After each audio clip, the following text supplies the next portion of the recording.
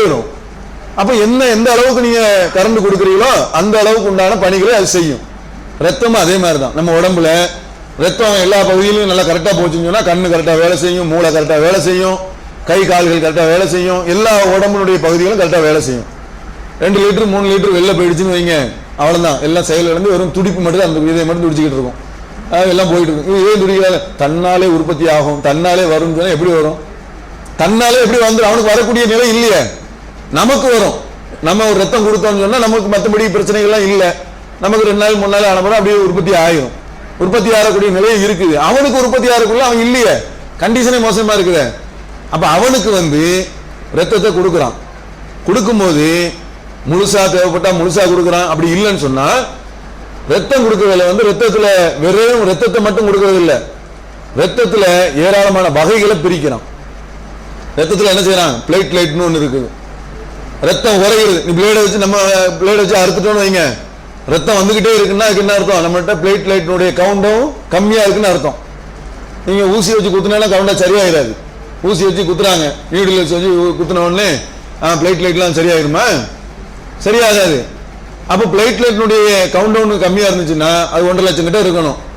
ஒரு 40,000 50,000 அந்த மாதிரி வந்துருச்சுன்னு வைங்க. இப்போ இடையில டெங்கு வந்துச்சுல்ல, டெங்கு கொசு ஊசியை போட்டு அதுவும் ஒரு அக்குபஞ்சர் ட்ரீட்மெண்ட் பண்ணிட்டு போயிருது பாருங்க. அக்குபஞ்சர் ட்ரீட்மெண்ட் ஒரு ஊசி போட்டு அது போயிருது. என்ன ஆயிடுது? அது உள்ள போய் வேலை செஞ்சு டெங்கு ஏற்பட்டு டக்கு டக்கு டக்குன்னு பிளேட்லைட்னுடைய கவுண்டவுன் குறைஞ்சி 40,000 30,000 ரொம்ப குறைஞ்சுன்னா என்ன செய்யும்? காதுல மூக்குல இருந்து ரத்தம் வந்துடும். அப்ப அந்த மாதிரி என்ன செய்யறான்னு சொன்னா உடனே என்ன செய்யறான்? நீங்க 4 யூனிட் வேணும், 5 யூனிட் வேணும், அதில் உள்ள பிளேட்டை தனியா பிரிக்கிறான். பிரிக்கிறதெல்லாம் அவன் கண்டுபிடிச்சு வச்சிருக்கான். அவன் என்ன செய்யறான்? பிரிக்கிறத தனியா கண்டுபிடிச்சு அந்த பிளேட்லைட்டை மட்டும் ஏத்துறான். அது ரத்த மாதிரி சிவப்பா இருக்காது. நம்ம என்ன நினைச்சுட்டு இருக்கோம்? ரத்த மாதிரி ரத்தத்திலேயே தண்ணி மாதிரிலாம் ஏற்றுவான், குளுக்கோஸ் மாதிரி கூட ஏற்றுவான், மஞ்சள் கூட இருக்கும். அது அந்த ரத்தத்திலிருந்து எடுக்கப்பட்ட பொருள் தான் அது. அந்த பிளேட்லைட்டை தனியா எடுத்து நம்முடைய உடம்புல ஏற்றின உடனே நமக்கு 10,000 இருக்கக்கூடிய அந்த பிளேட்லைனுடைய கவுண்டவுன் 20,000 50,000 இருக்கிறது 1.5 லட்சமா மாறிடுது. அப்ப இவனுடைய ரத்த உறைவு தன்மை என்ன செஞ்சிருது? டீல அந்த உறைஞ்சிருக்கலாங்க, மேலே ஆடை மாதிரி உறைஞ்சிருக்கல, ரத்தத்திலேயே அப்படிதான் என்ன செஞ்சிடும்? கை விரல் பட்டுச்சுன்னா டக்குன்னு கொஞ்ச நேரத்தில் உறைஞ்சு நின்றுடும். அது நிக்கலன்னு வைங்க, இது பைப்பை ஓபன் பண்ணி விட்ட மாதிரி தான், சல்லுன்னு வெளியில வந்துடும். அப்ப அந்த மாதிரி என்ன செய்யறாங்கன்னா ரத்தத்தினுடைய வகைகளை பிரிச்சு இவனுக்கு சிவப்பணு கம்மியா இருக்குதா, சிவப்பணுவை ஏத்து. பிளேட்லைட் கம்மியா இருக்குதா, அது ஏத்து. வெள்ளை அணு கம்மியா இருக்குதா, வெள்ளை அணுவை ஏத்து அப்படின்னு சொல்லி எதை கம்மியா இருக்குங்கிற கண்டுபிடிச்சும் சொல்றான், இதுதான் கம்மியா இருக்குன்னு. அப்ப கண்டுபிடிச்சு சொல்லி அதை ஏத்தி அதை பண்ணும்போது அது இவனுக்கு பாதிப்பையும் ஏற்படுத்தாத போது இவனுக்கு கொடுத்தவனுக்கும் ஏற்படுத்தாது, அது ஊதிடும். பிளஸ் அவன் கியூர் ஆகி வந்துருதானே, அது தெளிவா தெரியுது. இப்ப ரத்தம் கொடுக்க கூடாது, ரத்தம் கொடுக்கறது பெரிய தவறு. ரத்தம் உற்பத்தி ஆகும், உற்பத்தி ஆகும் தான், உற்பத்தி ஆகும் தான். எப்ப ஆகும்? உற்பத்தி ஆகுற மாதிரியான இப்போ நம்ம வயக்காடு இருக்குங்க, நம்ம இடம் இருக்குது, அதுல நம்ம எதுவுமே போராட்ட கூட சில இது உற்பத்தி ஆகும்.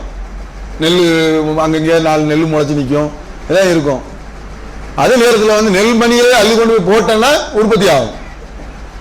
எது கொண்டு போய் நம்ம அதிக தேவைப்படுது அங்கே உடனே கொடுக்கணும்ல, அப்படிதான் நம்ம செஞ்சுட்டு இருக்கிறோம். பள்ளிக்கூடத்தில் மாணவர்கள் படிக்கிறாங்க, ஒருத்தர் என்ன செய்யறாங்க, கணக்குல 100 மார்க்கு, உதாரணத்துக்கு கணக்குல 100, வரலாறுல 100, இங்கிலீஷ்ல 100, தமிழ்ல 40. உடனே கணக்குல 100ல எடுத்த இவன் தமிழ்லையும் 100ல எடுப்பான், தன்னாலே உற்பத்தி ஆகும் அவனுடைய அறிவு அப்படின்னு நம்ம வச்சு விட்டுருவோமா? அப்படியே செய்யறோம். நம்ம என்ன செய்யறோம்? ஆகா, இவன் தமிழ்ல ரொம்ப வீக்கா இருக்கானே, உடனே டியூஷனுக்கு அனுப்பு, தமிழுக்கு ஸ்பெஷல் கிளாஸ் பண்ணு. இவன் தமிழ் விஷயங்கள்ல ஏதோ அவனுக்கு அதுல ஒரு ஆர்வம் இல்லாம இருக்கிறான். இவனுக்கு மற்றதுல அறிவு இருக்குது, அறிவு இல்லாம இல்ல, அறிவு இருக்க போய்தான் என்ன செஞ்சான்? கணக்குல 100 எடுத்தான். 100 எடுத்தவன் இவனுக்கு தமிழ்ல 45 எடுக்கிறான்னா அதுல பிரச்சனை இருக்குன்னு சொல்லி அதை சரி பண்ற மாதிரி இல்லையா? அதே மாதிரி நம்ம ரத்தத்துல எல்லா வகைகள் இருந்தாலும் ஏதாவது ஒரு வகை குறையும். டெங்குல இந்த வகை குறையுதுன்னா வேற விஷயத்துல என்ன செய்யும்? கீமோகுளமி குறைஞ்சிருச்சு அப்படின்னு சொல்லுவான். ரொம்ப குறைஞ்சி போச்சுன்னா என்ன ஆகும்? சோவை தட்டி போயிடும், மயக்கம் வரும். அது மாதிரி இப்படிலாம் நிறைய பிரச்சனை வரும்போது கீமோகுளமி ஏத்து சரியாகி வரானே, கண்ணு முன்னாடி பாக்குறோமே. அப்ப அந்த மாதிரி ரத்தம் கொடுக்கறது என்ன இல்ல, கெடுதி கிடையாது. ரத்தத்தை ஏற்றி அதை கண்டுபிடிச்சு அவங்க காட்டுறான். நீங்க சொல்றதுனால ரத்தம் கொடுக்காதனால இறந்த வரலாறு தான் இருக்கு. இறந்து போயிருக்கிறான் நிறைய பேர். ரத்தம் கொடுக்காம எனக்கு அவனுக்கு எப்படி உற்பத்தி ஆகும்? இது கேள்விதான். ஒரு பெண்ணுக்கு பிரசவம் ஆயிடுச்சு, பிரசவம் ஆகி ரத்தப்போக்கு ஏற்பட்டுக்கிட்டே இருக்கு. ரத்தப்போக்கு நிற்பாட்டுக்கு உண்டான வழிமுறையும் இல்லை. நீடில் போட்டால் வந்து என்ன செய்யாது, ரத்தப்போக்கு நிற்காது, ரத்தம் ரொம்ப போயிடுச்சு, உடம்பு ரொம்ப டயர்டாயிரும். அப்போ இப்போ வந்து நீங்க வந்து தன்னாலே உற்பத்தி ஆகுனா எப்படி உற்பத்தி ஆகும்? ரத்தம் வந்து என்ன காத்துல இருந்தா உற்பத்தி ஆகுது? எதில் உணவுல இருந்தாங்க உற்பத்தி ஆகுது. இவரு தான் 2 நாள்ல சாப்பிட முடியாத, சாப்பிட முடியாம ஹாஸ்பிட்டல் எடுக்கிறாரு. என்னத்தை சாப்பிட்டு எத்தனை மணி நேரத்தில் அது உற்பத்தி ஆகணும்? குயிக்கா உற்பத்தி ஆகிருமா? அப்ப அந்த மாதிரி பெண்களுக்கு வந்து ரத்தப்போக்கு ஏற்பட்டு அந்த காலத்தில் நம்ம சொன்ன அந்த இறப்பு விகிதம் வந்து அந்த ஒரு காலத்துல வந்து அதிகம், பிரசவ இறப்பு விகிதம் வந்து ஒரு காலத்துல வந்து அதிகம். இன்னைக்கு வந்து என்ன செய்யறாங்கன்னா பிரசவ இறப்பு விகிதம் வந்து கம்மி. ஆனா சில முறைகள் மாத்தி இருக்கிறான், அதுல தவறான முறைகளையும் செய்யறான், காசுக்காக சிலதான் செய்யறான். ஆனா பிரசவத்துல தாய்மார்கள் இறந்தாங்கிற செய்தி வந்து இது மாதிரி சேலத்துல ஒரு ஆள் இறந்தாங்கன்னு என்னைக்கோ ஒரு 6 மாசம் ஒரு ஆள் செய்தி வரும் பத்திரிகையில, அப்படி டிவியில வரும். டெய்லியே 10 பேர், சேலத்துல 20 பேர் பிரசவத்துல இறந்தார்கள், மதுரையில வந்து 50 பேர் வந்து இந்த மாதிரி மே மாசத்துல இறந்தாங்கன்னு உண்டா? ஆனா ஒரு காலத்துல உண்டு. ஒரு காலத்துல என்னது, பிரசவத்துல இறந்தவர்களுடைய காலம் இருந்துச்சு. பெண் ஐயோ அதுதான் பெரிய தலைப்பிரசவம், என்னாச்சு ஏதாச்சோ துடிப்பாங்க, உயிர் போயிடும். குழந்தை பிள்ளையை பெற்றவங்களுக்கு தான் தெரியும் அது செத்து போயிருமோ என்ன ஆயிருமோ. அது ஒரு பிள்ளையை பெற்று எடுக்கிறதுக்கு முன்னாடி அவங்களுக்கு உயிர் போய் வர்றது. அந்த அளவுக்கு இருந்த காலத்தெல்லாம் மாத்தி இன்னைக்கு என்ன செஞ்சிருக்கிறான், சில வழிமுறைகள்லாம் வச்சு பண்றான். அதனால வந்து என்ன ரத்தங்கள்லாம் இது வந்து ரொம்ப தேவை இருக்குது. எல்லா விஷயத்துக்கும் என்ன இருக்குது, ரத்தங்கிறது ஒரு உணவு மாதிரிங்க. உணவு சாப்பிட்டா அது ரத்தமாக இல்லை, அவன் சாப்பிட்டு உணவாக்க முடியுமா அதை உடனே? இப்போ ரொம்ப டயர்டாயிட்டான், டயர்டாகி என்ன செய்யறான், ரொம்ப டயர்டான உடனே கை கால்லாம் வந்து அசந்து போயிடுது. ரொம்ப அசந்து போயிட்ட உடனே என்ன செய்யறாங்க, உடனே இவனுக்கு வந்து பார்க்குற டெஸ்ட் பண்ணி பார்க்குறான், ரொம்ப டயர்டாயிடுது. ஆன உடனே கொண்டு போய் குளுக்கோஸை ஏற்று, குளுக்கோஸ் உடம்புல இல்லை, பேதியும் போய்கிட்டு இருக்கு, வாந்தி எடுத்துக்கிட்டு இருக்கிறான், பேதியும் போய்கிட்டு இருக்கு, வாந்தி எடுத்துக்கிட்டு இருக்கான். உடனே போ குளுக்கோஸை ஏற்று, ரத்தத்தை ஏற்று, ரொம்ப இதாயிட்டான், உடம்புல குளுக்கோஸ் இல்லை, நீ உம்பாட்டுக்கு கழிவு தான் போயிட்டு இருக்குன்னு சொன்னா ஆள் என்ன ஆயிடுவான், மூத்தாயிடுவான், மனநிலையெல்லாம் பாதிக்கப்பட்டுரும். இவங்க சொன்னாங்களே, அந்த இப்போ சொன்னாங்களே ஒரு சகோதரர் சொன்னாங்களே, இவர் வந்து நைட்ல அந்த உடம்பு ரொம்ப இதாகி சிரிக்கக்கூடியதும் அழுவக்கூடிய அளவுலையும், தன்னால சிரிக்கிறது, தன்னால அழுவுறது, அவருக்கு தெரியல, நினைவுபடுத்தினோடனே அவன் நானா செஞ்சேன் அப்படிங்கிற அளவுக்கு அந்த நரம்புகள்லாம் வேலை செய்யாத அளவுக்கு போயிடுச்சு. முறையா கரண்ட் போகாட்டா என்ன இருக்கும், லைட்டு கம்மியாக தானே எரியும். அது மாதிரியான ஒரு நிலையில இருக்கிறதுனால ரத்தம் கொடுக்கறது வந்து என்ன இல்லை, தவறு கிடையாது. ரத்தம் கொடுத்துதான் நிறைய பேரை காப்பாத்துறான். அந்த மாதிரி நேரத்தில் ரத்தம் கொடுக்கலாம்னு சொல்றது வந்து தவறான விஷயம் அப்படிங்கிறத விளங்கிக்கிடணும்.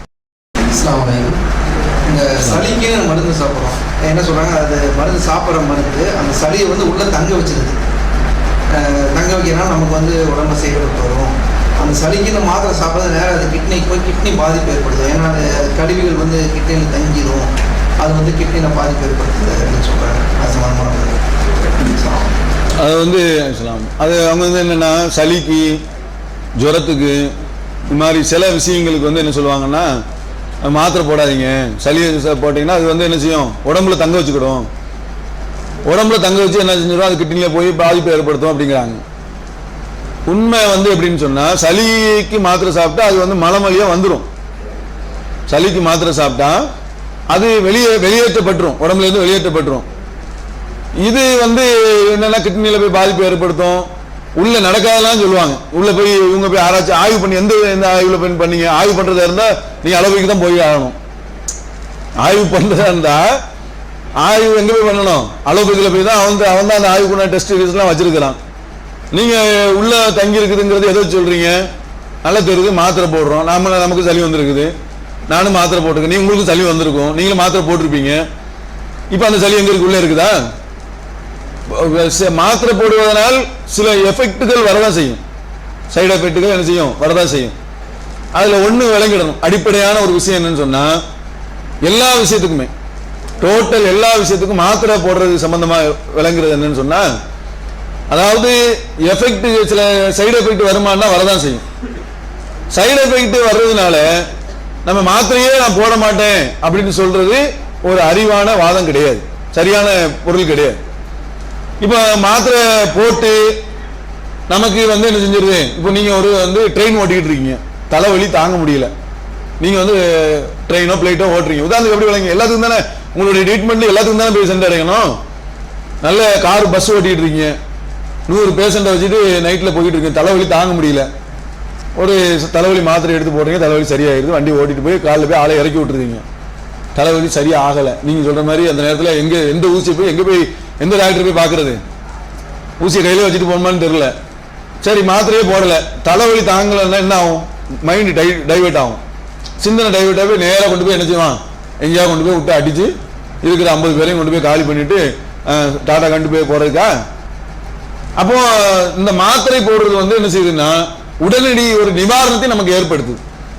ஒரு இப்போ உதாரணத்துக்கு பயான் பண்ண வரோம், இல்லைன்னா ஒரு காலேஜில் ஒரு ப்ரொஃபஸராக இருக்காரு, இல்லை முதல்வர்னு வச்சுக்காங்களேன், முதல்வர் இன்னைக்கு பதவி ஏற்க போறாரு, உதாரணத்துக்கு பதவி ஏற்க போகும்போது அவருக்கு நடந்தது வயிற்ற கலக்க ஆரம்பிச்சிட்டு, ஏதோ ஒரு சாப்பிட்டுட்டாரு, ஃபுட் பாய்சன் ஆகிட்டு, அது தன்னாலே போகும் அப்படின்ட்டு போனால் அவர் பதவி ஏற்க முடியுமா, ஃப்ளைட்டை இயக்க முடியுமா, பஸ்ஸை ஓட்ட முடியுமா, ட்ரெயினை இயக்க முடியுமா?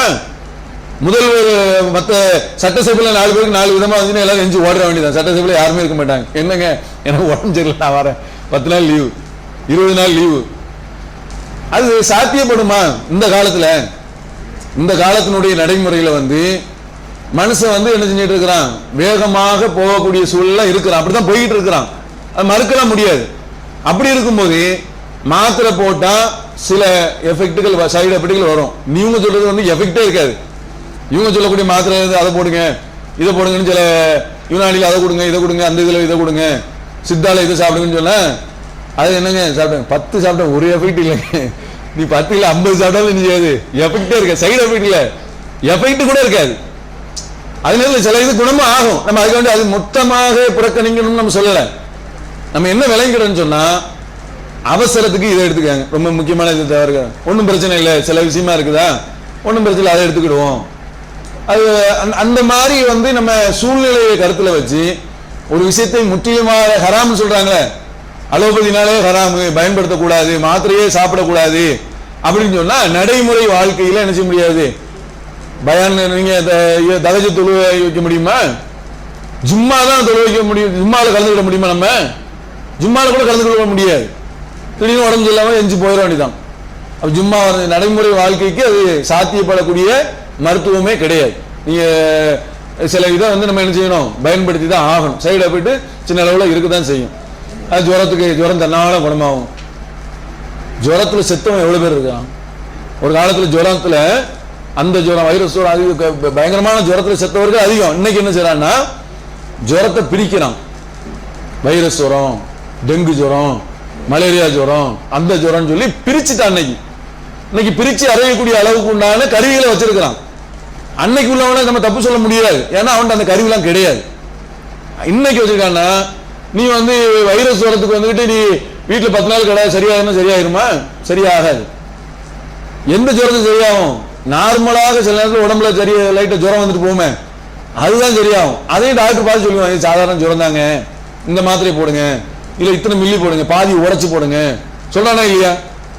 அப்போ ஜுரத்துக்காக இருந்தாலும் சரி, எதுக்காக இருந்தாலும் சரி, மாத்திரையை கனெக்ட் பண்ணி இந்த நேரத்தில் இப்படி கொடுங்கன்னு சொல்லி தரான். நீங்க ஜுரத்துக்கு நான் மாத்திரையே போட மாட்டேன்னு சொன்னா சில ஜுரத்தினால் பெரிய அளவுல என்ன செஞ்சிருது, பாதிப்பை ஏற்படுத்தக்கூடிய நிலையில ஜுரத்துல ஓவராகி என்ன ஆயிரும், பிக்ஸ் வந்துடும்.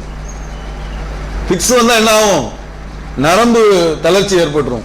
ஒரு கை காலெல்லாம் விழுந்தவங்கலாம் உண்டு, வாய் கோணவங்களாம் உண்டு. அப்ப ஜுரம் உண்டா இல்லையா? ஜுரத்துல அந்த மாதிரி ஓவர் ஜுரமாகி நீங்க ஒண்ணுமே செய்யக்கூடாது ஜுரத்துல அப்படின்னு சொன்னா ஓவர் ஆனா அவன் என்ன பண்ணுவான், பேதி போய்கிட்டே இருக்கும். ஒண்ணுமே செய்யக்கூடாது, மாத்திரை போடக்கூடாது, அதை பண்ணக்கூடாது, இது பண்ணக்கூடாதுன்னு சொன்னா பேதி போய்கிட்டே இருக்கும். இருக்கிற உடம்புல உள்ள அவ்வளவு தண்ணி இன்னி எல்லாத்தையும் அடிச்சு வெளில தள்ளிட்டுன்னா ஒண்ணுமே கிடையாது, அவ்வளவு ஆளு வேற விதமான பாதிப்பை ஏற்படுத்திடும்.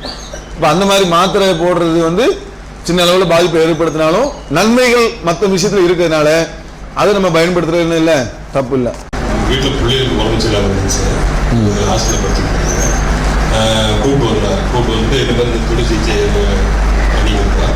அவங்க என்ன சொல்கிறாங்க, காய்ச்சல் நிற்கிறாங்கன்னு சொல்லும்போது அந்த உடம்புல நிறைய இருக்குது, 10 நாளைக்கு 1 நாளா 2 நாளா நீ லேட் பண்ணாதே போகுங்க அப்படின்னு சொல்லியிருக்காங்க. அப்புறம் வாந்தி எடுக்கும்போது வாந்தியில் இருக்குங்க, வாந்தி நிற்கிறதுனா அப்படியே சாப்பிடாம விட்டுருங்க, 2 நாள் 3 நாள் என்ன சொல்கிறாருன்னு கேட்டோம்னா ஒரு உதாரணத்துக்கு அம்மா பார்க்குறது அந்த காலத்தில் பார்ப்பாங்க, 10 நாளைக்கு கூட சாப்பிடாம கிடப்பாங்க, அவங்கெல்லாம் வந்து உயிரோடு இருக்கிறாங்கல்ல. நம்ம கேட்டதுக்கு கேள்வி பார்த்து சொல்கிறாங்க, ஆள் வந்துடுறாங்கல்ல, உயிரோடு வந்துடுறாங்கல்ல, இதெல்லாம் ஒன்றும் ஆகாது. அப்புறம் ட்ரீட்மெண்ட் எடுத்தீங்களா? அப்படி 10 நாள் 5 நாளைக்கு இருந்தால் ஒன்றும் ஆகலை. அவர் வந்து இங்கிலீஷ் மெடிசன் எடுத்து போயிட்டு சரியா போய் கொடுத்து வந்து அதான் மேட்ரு. கொஞ்ச நேரம் பார்த்துருக்காங்க, இது என்னடா இது திரும்ப திரும்ப ஜுரம் குறைஞ்ச மாதிரி இல்லை. அதாவது ஒரு விதி ஒரு சட்டத்தை சொல்றதா இருந்தா எல்லாத்துக்கும் பொருந்துற மாதிரி இருக்கணும். இஸ்லாம் அப்படிதான். நம்ம பொண்ணு கேட்டுச்சு, இப்பெல்லாம் பிறந்த உயிர் போயிருந்தாங்க, மார்க் ரீதியாக படிக்க கேட்கறதுக்குள்ள கேட்கறது எப்படி இந்த மாதிரி சொல்றாங்க. அம்மா பார்த்தாங்க, 10 நாளைக்கு கூட அந்த காலத்துல இருப்பாங்க, தாய் வந்து சொல்லி அவங்க ஒதுக்கி வச்சுருவாங்க, உயிரோட வாழ்ந்தாங்கல்ல, அது எப்படி வாழ முடியும்? ஒரு இளைஞர்கள் சாப்பிட்டு 5 வருஷம் இது 10 நாள் 5 நாள் இருக்காங்க, இந்த பதிலாம் சொல்றாங்க. அது என்னன்னா சரி, அது என்னன்னா இந்த மாதிரி வந்து இவங்க சொல்லக்கூடிய அந்த விதி இருக்குல்ல, எல்லாத்துக்கும் பொருந்துற மாதிரி கிடையாது. அதுக்கு என்ன சொல்லுவாங்கன்னா, அந்த காலத்தில் பண்ணாங்களா இல்லையா, அந்த காலத்தில் அவங்க வாழ்ந்தாங்களா இல்லையா, அவங்க அந்த காலத்தில் சாப்பிட்டாங்களா இல்லையா. சரி, அந்த காலத்தில் உள்ளதை இப்போ வந்து நீ ஆதாரமாக சொல்ல முடியுமா? அந்த காலத்தில் செஞ்ச மருத்துவ முறைகளோ அந்த காலத்தில் செஞ்ச சில உணவு முறைகளோ இன்றைக்கு நமக்கு சாத்தியப்படாது. நம்ம உடம்பு அந்த மாதிரி இல்லை, அதை நம்ம கவனிக்கணும். அந்த காலத்தில் வந்து இருந்த உடம்பு வந்து எப்படின்னு சொன்னால், அவங்க வந்து வேலைகள் அதிகமாக செய்வாங்க. ஒன்று. ரெண்டாவது வந்து அவர்களுடைய நேரங்கள் வேறு மாதிரியான விஷயங்கள், அதிகமாக தூங்குவாங்க, மதியான உழைப்புகள் வேறு மாதிரியான விஷயங்கள்லாம் மாற்றம் இருக்குது. இந்த காலத்தில் வந்துன்னு சொன்னால் நேர் மாற்றம், நம்ம அப்படியே மாறிட்டோம் எல்லா விஷயத்திற்கும். அந்த காலத்தில் வந்து இந்த மாதிரி வந்து சாப்பிடாம இருந்தாங்க அப்படின்னு சொல்லி ஒரு காரணத்தை சொல்கிறாங்கல்ல. அந்த காலத்தில் சாப்பிடாமல் இருந்ததில் இறந்தவங்களும் உண்டும். நிறைய பேர் பட்னி சாவுகள், நீங்கள் நெட்டில் போய் தேடி போய் பட்னி சாவுகள் பாருங்கள். பட்னியாக கிடந்தா சாக மாட்டான்னு சொல்லி சொல்கிறாங்க, காற்றை ஒழிஞ்சிக்கிட்ட சாப்பிடுவாங்க. அப்படியே அந்த சித்தர்களுடைய இதெல்லாம் சொல்லுவாங்க, காற்று உணவாக ஆக்கி கொண்டு வார்கள் அப்படின்னு சொல்லுவாங்களே. அந்த மாதிரிலாம் இருக்க முடியாது. பட்னி சாவுகள் வந்து அன்னைக்கு அதிகம். அப்போ அன்னைக்கு என்ன செஞ்சாங்க, கிழங்கு அவிச்சு சாப்பிட்டுக்கிட்டு இருந்தாங்க. காமராஜருடைய பிரிவில் கிழங்கு அவிச்சு என்ன செஞ்சாங்க, ரேஷன் கடையிலேயே கிழங்கு போடுற அளவுக்கு கிழங்கு வச்சு அந்த மாதிரியான என்ன உணவு இருக்கோ அதை சாப்பிட்டான். அதனுடைய அதனால கண்டுகளில் சாப்பிடுவான். அது அவன் உடம்புக்கு செட் ஆகிடும். எல்லாரும் உடம்புக்கு எல்லாம் செட் ஆகுமா? நான் கேட்குறேன், ஊட்டியில் இருக்காங்களா, அவங்க 4 நாள் இங்கே வந்து இருக்க சொல்லுங்க பாப்போம். ஊட்டிலேயே பிறந்து வளர்ந்தவங்க இருக்காங்களா, 4 நாள் இங்கே வந்து இருந்தால் அவங்க உடம்பு வேலை மாதிரி மாறிடும். 4 நாளைக்கு மேலே இருக்க முடியாது அவரால். நீங்கள் போய் 4 நாள் சுற்றி பார்க்க போகிற ஒரு வாரம் இருந்து பாருங்க, இருக்க முடியாது. அவன் உடம்பு வந்து எப்படி இருக்கும்னா, அந்த ஊட்டியினுடைய அந்த இதுலேயே தட்பவெப்ப நிலையிலேயே அந்த உடம்பு அப்படி மாறி இருக்கும். நம்முடைய நிலை வந்து இங்கே உள்ள இருக்கிறனாலே இருக்கும். துருவ பிரதேசத்தில் வாழ்றானே அவனுடைய உடம்பு வந்து அதுக்கு தகுந்த மாதிரியே இருக்கும். துருவ பிரதேசம் இல்லை, குளிர் பிரதேசத்தில் வாழ்றாங்கல்ல, அவன் உடம்பு அங்கே போய் நம்ம போய் சொட்டு போட்டு இருந்தாலும் நம்மளால நடுக்கம் தாங்க முடியாது. அப்போ அவன் இன்னும் சொல்ல போனா, ஆந்திராவுக்கு போனீங்கன்னா ஆந்திராவில் எந்த உணவு எடுத்தாலும் மிளகா 4 வச்சிருப்பாங்க. எந்த உணவு எடுத்தாலும் சரி மிளகா வந்து நம்ம அவ்வளோதான். நம்ம ஒரு நாள் சாப்பிட்டா கண்ணீரில் ரத்தம் வர்ற அளவுக்கு உண்டான காரம் வச்சிருப்பாங்க. அவன் ஈஸியாக எடுத்து சாப்பிட்டுட்டு இருப்பாங்க. இதே வந்து கேரளாவுக்கு போய் பாருங்க, அரிசி ஒன்று குண்டு குண்டா இருக்கும்.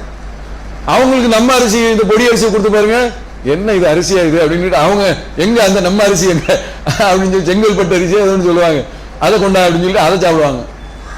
அவங்களுக்கு அந்த உடம்புக்கு அந்த அந்த அரிசி இதெல்லாம் மாறிடுது, உணவுகள் அந்த பழக்கத்துக்கு அது சரியாயிடுது.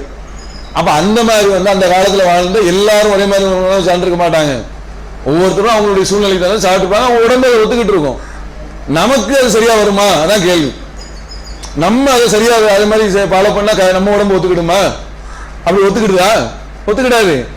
அது மட்டும் அதோட சேர்த்து ஒரு செய்தியும் சேர்த்து சொல்லி விட்டுருவோம். ஏன்னா நேரம் கம்மியா இருக்கிறதுனால அதையும் சேர்த்து சொல்லிடுறேன். பேலியோன்னு இன்னைக்கு என்ன செஞ்சிருக்கிறாங்க, பேலியோ உணவுன்னு சொல்லிட்டு அதுவும் இருக்கு. பேலியோ உணவுன்னா என்ன, அதை பற்றி நம்ம விசாரிச்ச விதத்தில் ஒருத்தர் சொல்றாரு, காலையில் எழுந்திரிச்ச உடனே ஒரு டீயில் 20 கிராம் வெண்ணெயை சேர்ந்து டீயோட சாப்பிட்றணும். அப்புறம் என்ன செய்யணும், மத்தியானம் வந்து இடையில எதுவும் சாப்பிடக்கூடாது. மத்தியானம் வந்து முட்டையோ கறி கறியை சாப்பிடணும், வெறும் கறி. நைட்டு வந்து 3 முட்டை, இந்த மாதிரி முட்டையை சாப்பிடணும். இன்னொருத்தர் அதில் இன்னும் சில பேர் என்ன சொல்கிறாங்க, இந்த மாதிரி வந்து 100 பாதாம் 100 பிஸ்தா, இல்லை பெரிய கோடீஸ்வரர் சாப்பிடுறது நம்ம கண்ணிலே பார்க்க முடியாது. அதே மாதிரி 100 பாதாம் 100 பிஸ்தா இதை சாப்பிடணும். அதில் வந்து உங்களுக்கு உண்டான கலோரி அதில் இருந்து கிடைக்கும். உங்களுக்கு என்ன தேவையோ அது வந்து என்ன செய்யும், அது அதில் கிடைச்சிரும். நீங்க ஏன் போட்டுக்கிட்டு வெங்காயம், தக்காளி, உருளைக்கிழங்கு அது இதுன்னு போட்டு சாப்பிட்டு அதுல இருந்து எதுக்கு நீங்க அதை உற்பத்தி பண்றீங்க? எது வந்து அதிகமா இருக்கு அதை எடுத்து நேரடியாக சாப்பிட்டு போயிட வேண்டியதானே அப்படிங்கிறாங்க.